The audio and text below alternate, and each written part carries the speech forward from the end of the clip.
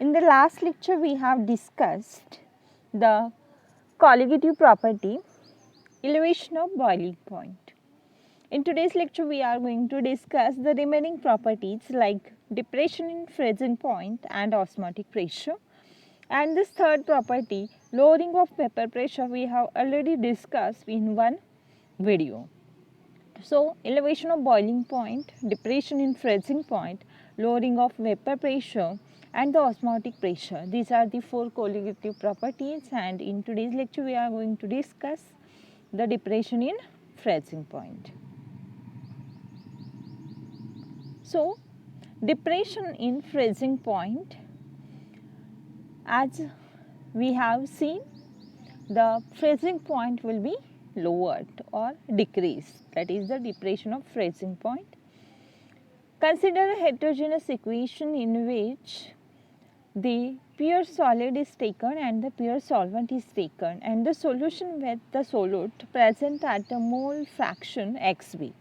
So, as we know, there are two components required to make a solution, solvent plus solute. So, solvent has a mole fraction Xa and the solute has a mole fraction Xb. So, here consider a system in which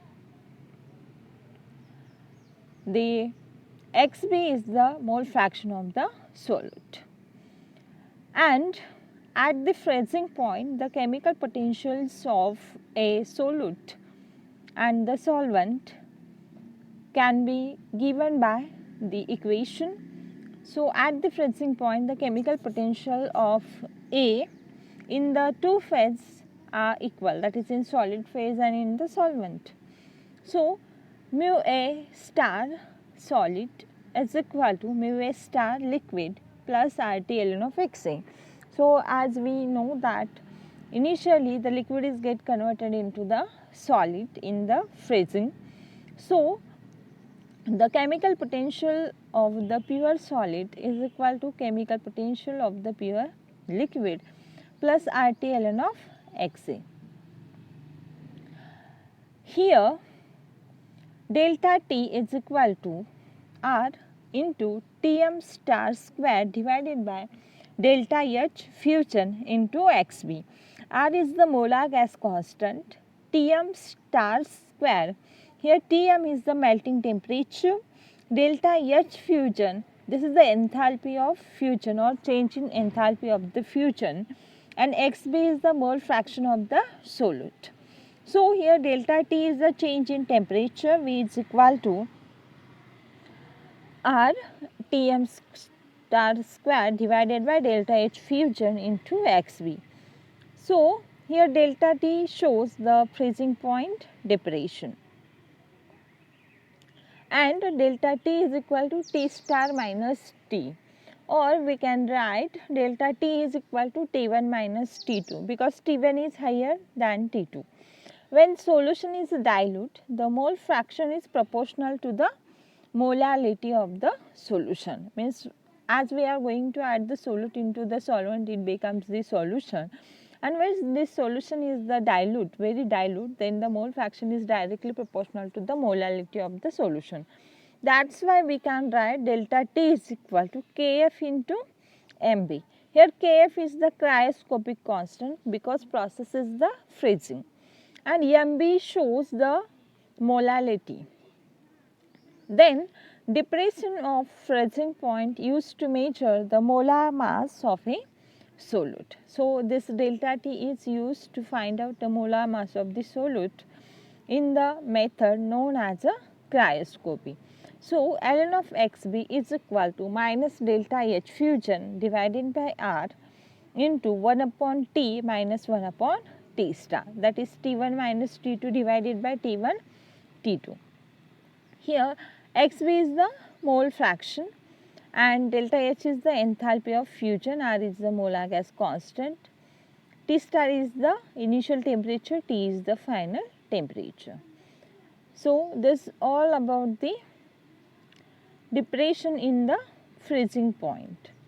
So, here we can determine the mole fraction of the solute, and from that we can find out the molar mass of the solute by using the freezing point. So simply for the molecular weight determination or the molar mass determination, diffraction in freezing point can be used.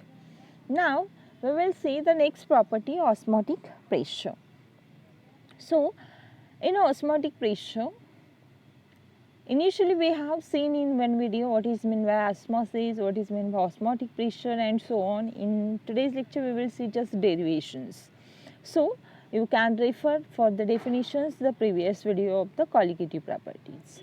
The process in which the solvent diffuses through a membrane and dilutes a solution is known as the osmosis process. Only solvent molecules can move from one part to the another part through a semi-permeable membrane and dilutes a solution is known as the osmosis process. And the amount by which the pressure in the solution is raised is known as the osmotic pressure. Means simply the pressure applied on the solution is known as the osmotic pressure. And to understand the origin of osmotic pressure pi, the equilibrium condition is applied to the contents of the sac.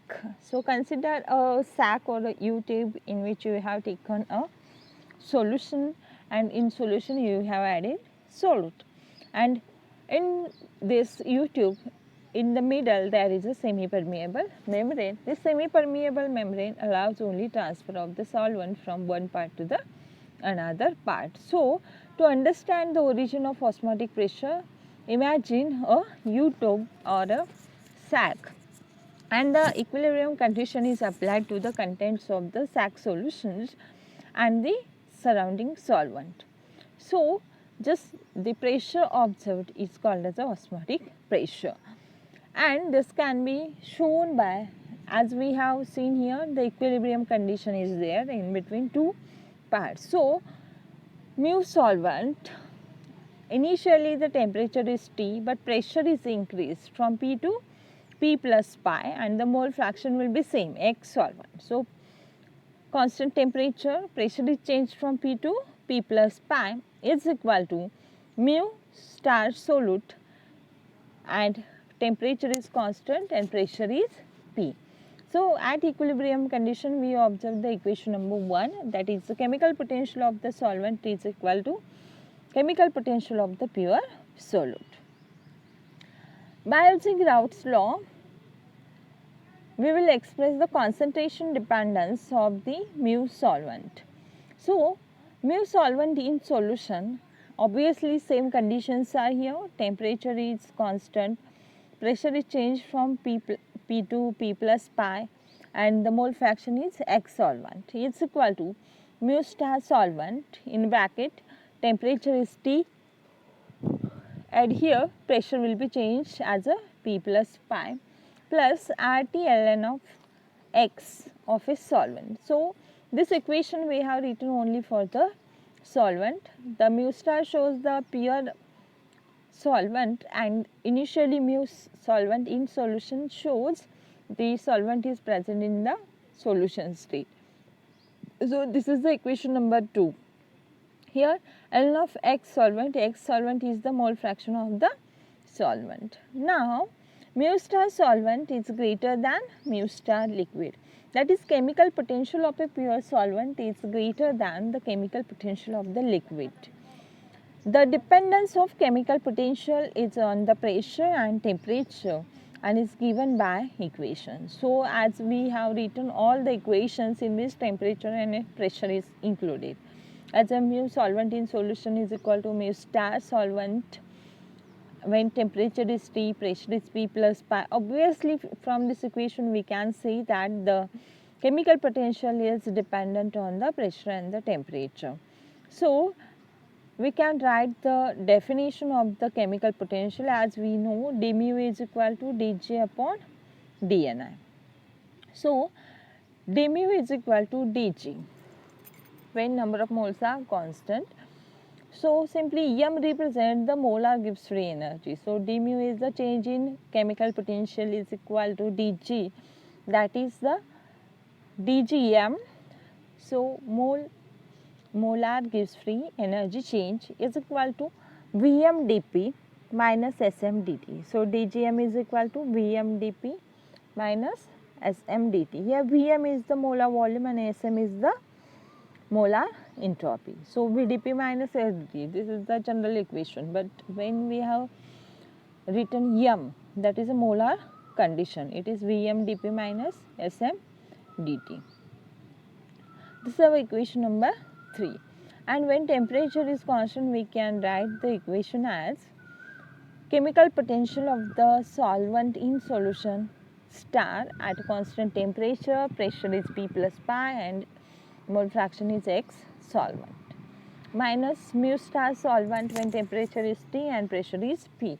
Means simply when the pressure is different, obviously the chemical potential of the solvent will be changed. So chemical potential of the solvent in solution, and when on the solution the osmotic pressure is there P plus pi. So initial pressure is P and change pressure is P plus pi, that means there is a excess pressure than the initial one. So P plus pi is the new pressure, minus mu star solvent when temperature is T and the pressure is P, that is the initial pressure. So we can write is equal to integration of Vm star into dp. Here integration goes from P to P plus pi, that is pressure changes from P to P plus pi. Now we will see here temperature is constant, that is why in this third equation the minus Sm dt term is equal to constant. So dgm is equal to only Vm into dp. So here integration is taken only of a Vm star into dp and the limits are P to P plus pi. So Vm star is the molar volume of the pure liquid or the solvent. P is the pressure of the solvent. Vm star is independent of pressure. And to evaluate integral in above equation, mu star solvent in solution at constant temperature and pressure is P plus pi, mole fraction is X solvent, minus mu star solvent when temperature is T and pressure is P. So we can write Vm star into pi. So as we have taken the limits P to P plus pi, obviously P plus pi minus P limit will be only pi, or the integration value is only pi. So our equation 5 is mu star solvent in solution minus mu star of pure solvent is equal to Vm star into pi, that is molar volume of the pure liquid into the osmotic pressure. Here pi is the osmotic pressure. So our equation number 2 can be reduces to mu star solvent in solution is equal to mu star solvent when temperature and the pressure is there T and P, plus RT ln of X solvent.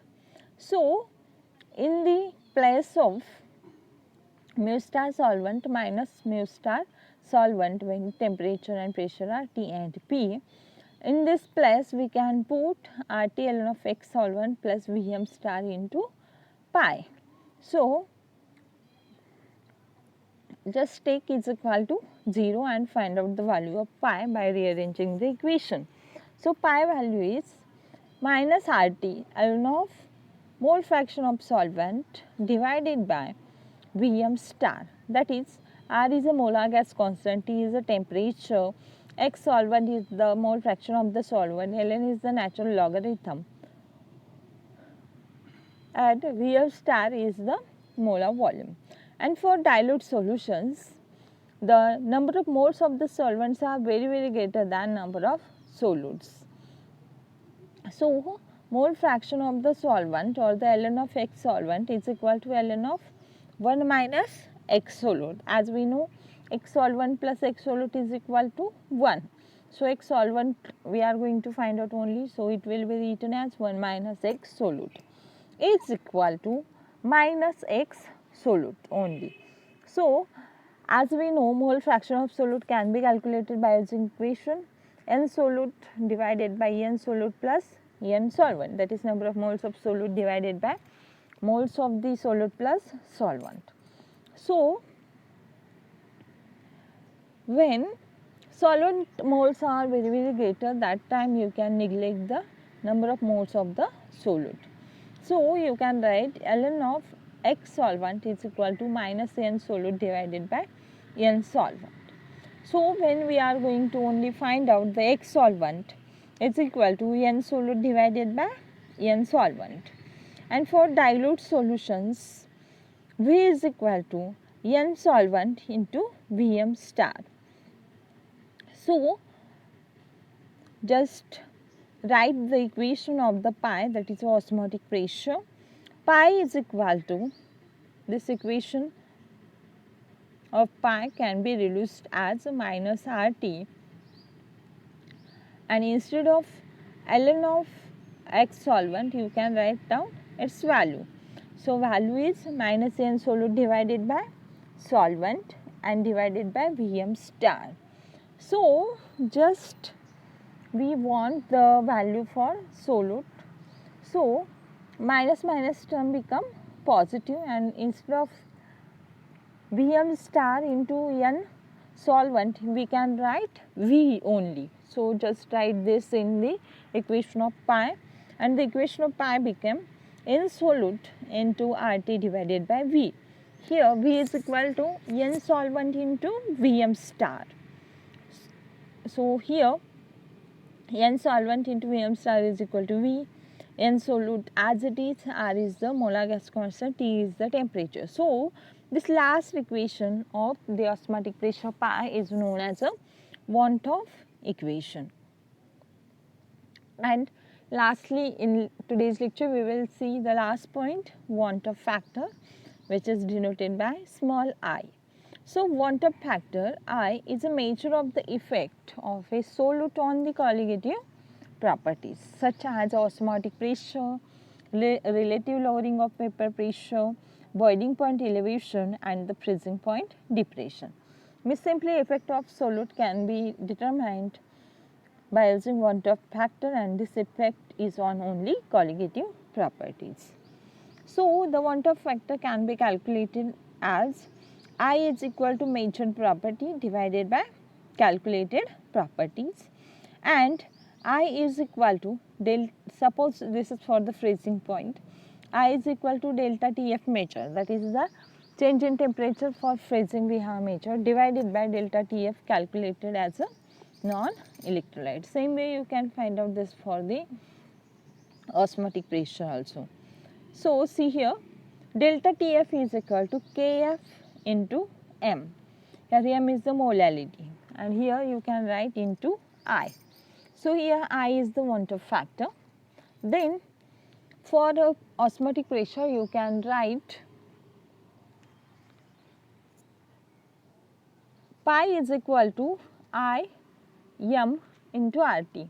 So pi is the osmotic pressure, I is the want of factor,